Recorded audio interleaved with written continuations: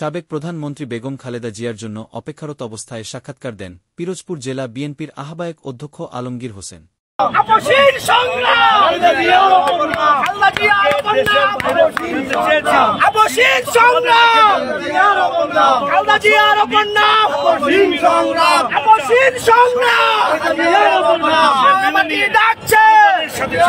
আমাদের প্রত্যাশা, আমাদের একটু সুস্থ হয়ে এসেছে।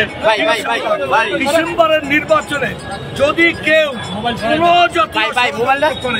জনগণের দাবি, জনগণের নির্বাচন মাকে সামনে নিয়ে আমরা ডিসেম্বরের মধ্যে কমপ্লিট করব এবং জনগণের রায় বাস্তবায়ন করব।